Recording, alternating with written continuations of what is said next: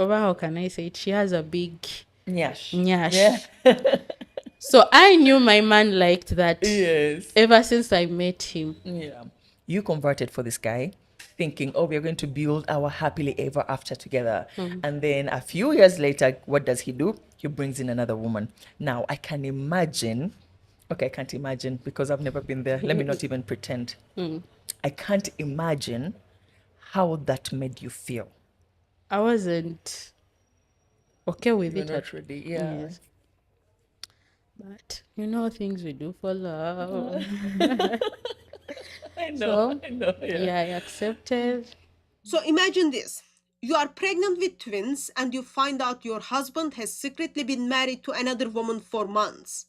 And you only discovered it because you stumble across a TikTok video. And sorry to say, this is not just something for you to imagine. This is actually real story. It is not a bad soap opera. It is the life of a Muslim woman. So today I have a happily married first wife in a polygamous marriage.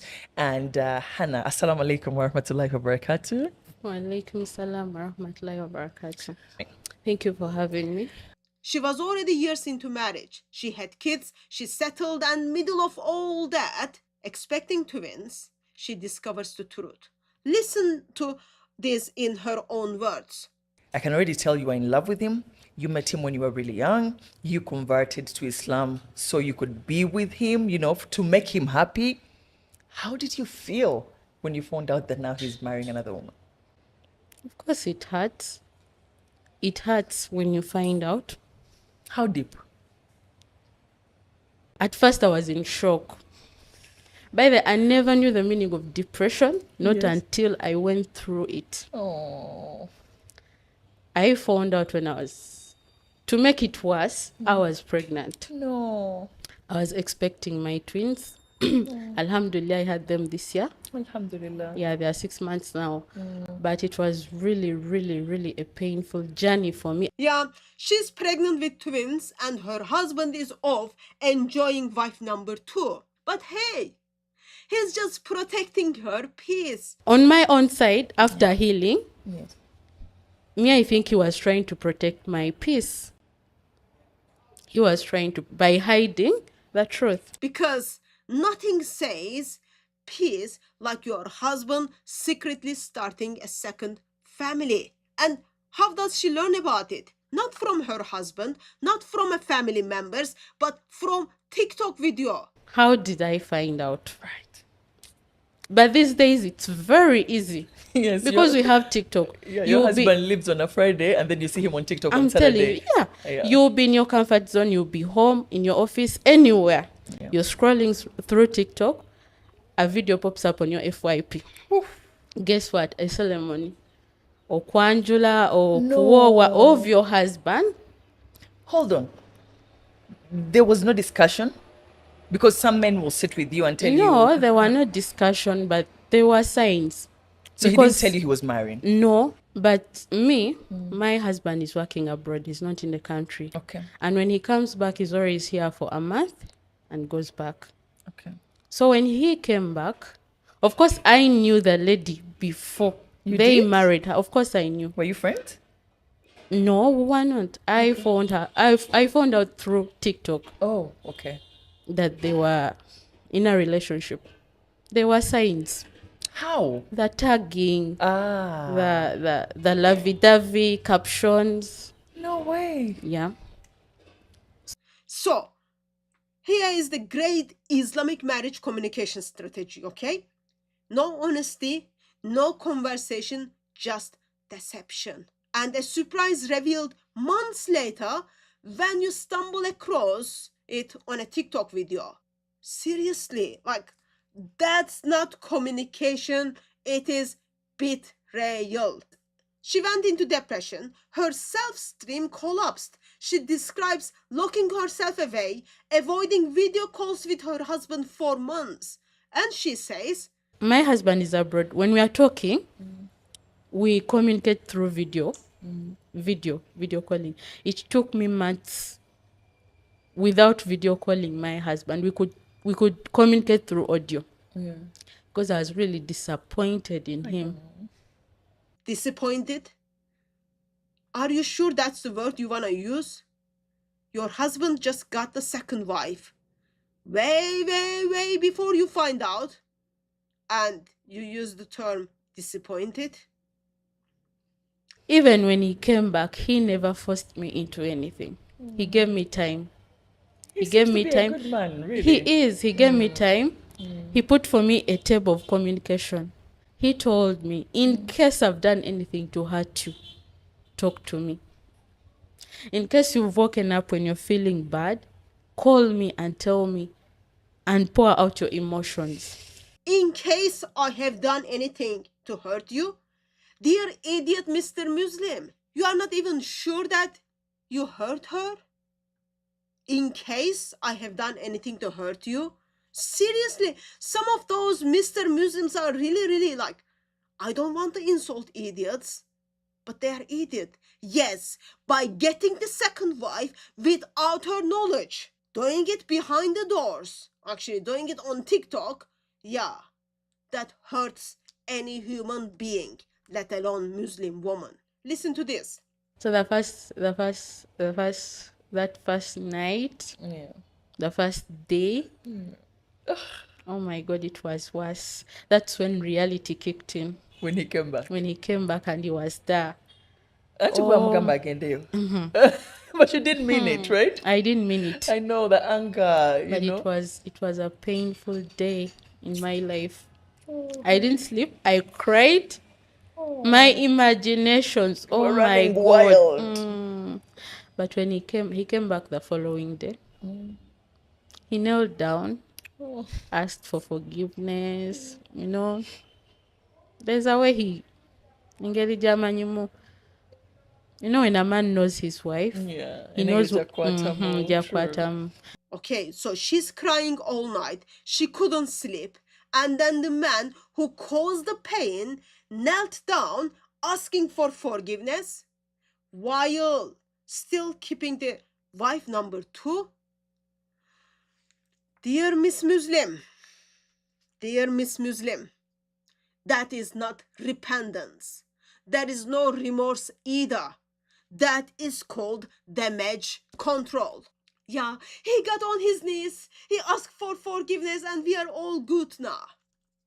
Yeah, watch the same thing when the wife number 3, when wife number 4 appears.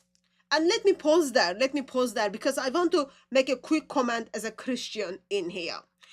This all shows me why God designed marriage as one man and one woman joined together for life, a covenant, exclusive, permanent, protecting the emotional, physical, and spiritual health of both husband and wife. What we are seeing here is the opposite: secrecy, insecurity, competition, and pain. What we see here is not protection, it is not love, it is betrayal, and it is in high level of betrayal. It is a system that leaves women competing for the scraps of attention instead of flourishing in covenant love. Even when he came back, he never forced me into anything. He gave me time. He gave me time. A good man, really. He is. He gave me time. He put for me a table of communication. And he's a good listener. Well, he communicated openly. That's after you find out on TikTok. He listened. Yeah, he is a great listener. Therefore, yeah, I'm gonna give him pass on this when he goes and then gets a second wife. This, like, seriously, this Miss Muslim is just amazing. She admits the relationship with her husband will never be the same. But right now, I won't lie, there are insecurities, there are trust issues. Yes. And I wonder, is it the same feeling in polygamy? Does the other party feel like, oh my goodness, he has betrayed me. He has betrayed my trust. I can never look at him the same way. Does the marriage ever go back to the way it was? Or it's now, like, we have opened a new page? Because now, I mean, it's 2 women now, things are different now. Like, is it different? Of course it is. I won't lie, it is. According to my own experience. Yeah, your experience. True, it true, true. is. Yeah. You will never look at your husband. Translation: you will never trust him again So now she's accepting polygamy as her reality. Once polygamy and her were enemy. Okay. Now, before you became a first wife, what were your thoughts on polygamy? Were you like us that it can never be me? Or were you like, yeah, I love it? On my side, Yes. me and polygamy, we were enemies. Are you I serious? would simplify it like that. We were enemies. Now it is not only part of her life, but it is the reality. So she's learning to cope, to set emotional boundaries, and to focus on her kids and her own self care. But listen carefully. Listen carefully. Miss Muslim, this is not peace. This is simply survival mode. I got her number because she was doing some business, I think. I got her number on TikTok on her bio. Oh. I texted her, I was like, hi, do you know this guy? She was like, yes. Do you have anything going on between the two of you? And she was like, go and ask him. That is it. Yeah. I kept quiet. So, I would advise ladies out there. If you ever find out that your man has another person out there, or he's married, or a side chick, do not confront the woman. ladies. Do not show them that you know they're there. Don't If give you them the want your power. peace, Yes. if you want peace, do not even show your husband that you've got to know that truth, because immediately you show them that you know, you're giving them comfort. The power. The True. power, yes. That's so true. So the advice she is giving to other women: don't confront him, don't accept honesty, don't demand accountability. Just swallow the betrayal and stay quiet. Because if you speak up, you are giving him power. So that's in translation. You know what is that? The system is so rigged against women that silence is the survival strategy. And Muslims will still call this is merciful law. Mercy? No. No. It is manipulation dressed up as wisdom. Please don't give any advice to the woman. You already messed up. You have not learned from your experience. And what about the other wife? You would expect there is some kind of not liking one another. You would expect maybe there is some confrontation. But no, she says, You know, my second wife, Yeah. I would compliment her. Yeah. She how can I say it? She has a big Nyash. nyash. Yeah. So I knew my man liked that Yes. ever since I met him. Yeah. So I was like, Maybe that's why. this is why. Yeah. This is why. You know, Yeah. I was like, maybe I wish I had money, I would go do BBL. so her husband left her for a woman who's got big Nash. Well, according to Google, is Nash is woman's butt. So the new wife, second wife, has a big backside. Okay, I'll put it like that. I don't know how else I can put it like that. And first wife says, I would compliment her. My husband likes a woman who's got big backside. But on my side, she's cool. She likes my kids. Yeah. I have no problem with her. So think about that. She's complimenting a woman, okay, who replaced her in her husband's bed. It's impossible. But my husband made me accept her by talking nice things about her. Her importance in our lives, by the way. But our husband wanted us to be friends. Okay. So he presented the idea. And He you guys took it presented, up. yes, he Yeah. presented it. He told us the benefits that will come out of it. Yeah. He never forced anyone. Okay. He never did. Okay. We accepted it willingly. Wow. I wasn't okay with You're it. not ready. Yeah. Yes. But you know, things we do for love. I know. So, I know. Yeah. Yeah, I accepted.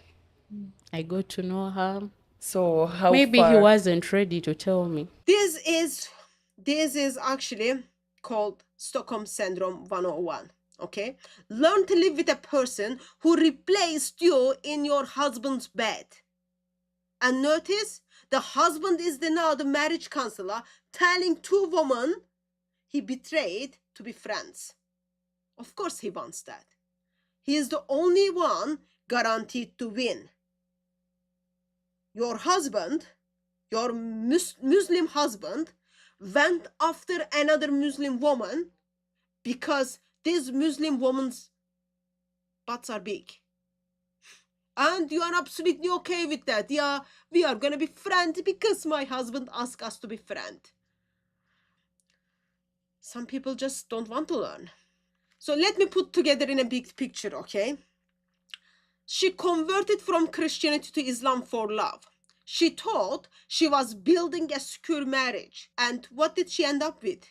Depression, betrayal, competition with another woman. Dear friends and not friends. This is what happens when polygamy is normalized. The emotional carnage is swept under the rug as Allah's will. But the biblical marriage, it is so different. It is exclusive, permanent, sacrificial. Husbands are called to love their wives the way Christ loved the church, laying his life down for her, not collecting a haram. Yes, I know this is Islamically allowed, but that doesn't make it good. It doesn't make it normal. It certainly doesn't make it loving. The pain in her voice say more than any theological debate could.